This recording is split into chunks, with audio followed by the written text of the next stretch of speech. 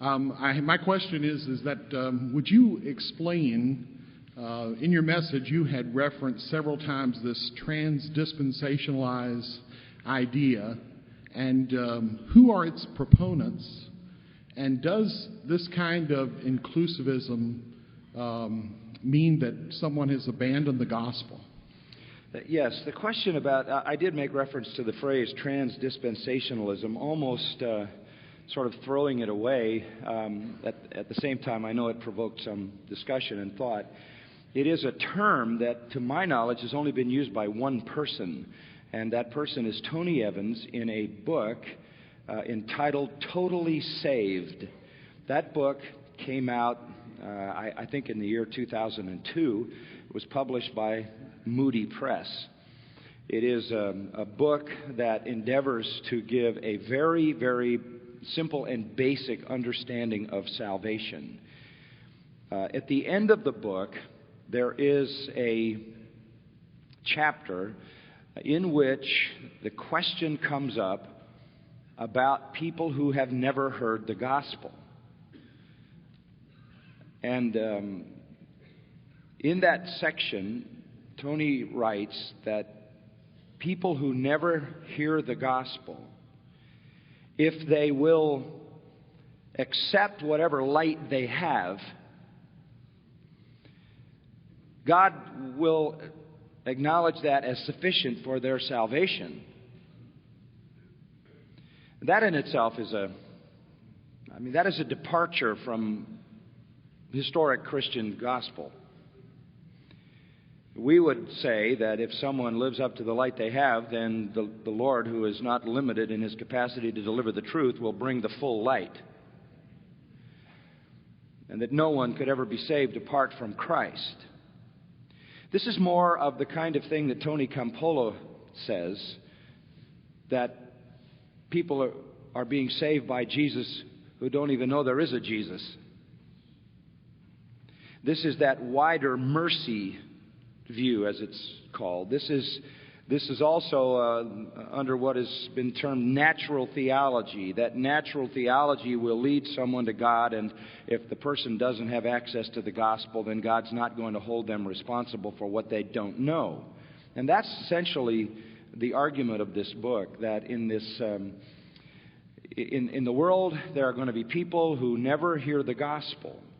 And they are not going to reject the light they have. They're going to accept the light they have, and God will count that as sufficient to save them.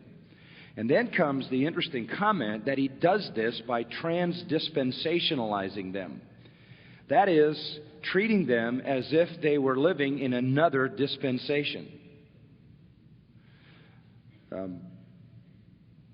Obviously, there's no biblical defense for that. And none is attempted in the book. None. There isn't even a verse to defend that.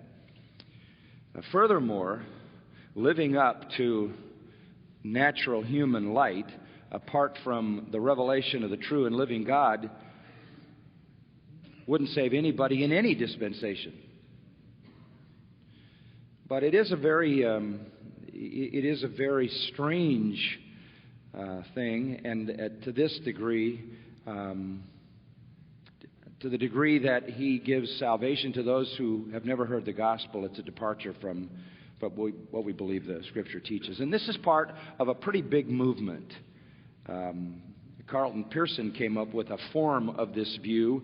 He's the charismatic preacher in Tulsa. He came up with this idea, which really reaches almost to universalism, where very few people are going to go to hell. All over the planet, people are doing the best they can to live up to whatever information they have, and God counts that as enough. And it was a curiosity to me that Oral Roberts University could see the error of that, put him off their board, and made his church off limits to students.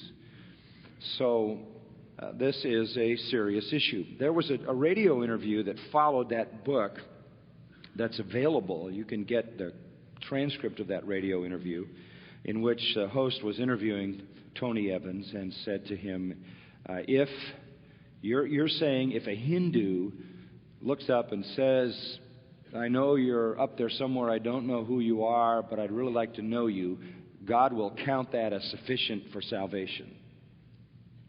And the answer to that was yes. So this is a strange and serious departure from the gospel, and it is part. While I haven't heard the phrase the term transdispensationalism anywhere, this is a part of a bigger trend. I did 2 messages on this called "No Gospel, No Salvation."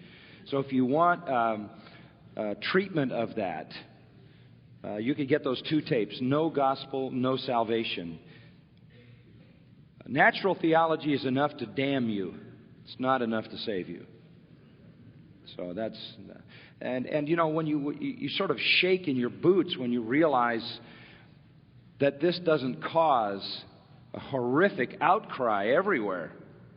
It just sort of slides in under the radar, and nobody wants to make much of it. So that's why I say, there's a reason, men, why, I come to a meeting like this passionate about protecting the gospel. There's a reason Al comes with that same ringing theme in his heart. I mean, we're out there, we're hearing, we're reading, we're being exposed to this. And this is the frightening reality of our time, is that the gospel is definitely under siege. It's under assault, and it doesn't seem that people even care, people who should care. So anyway, next question.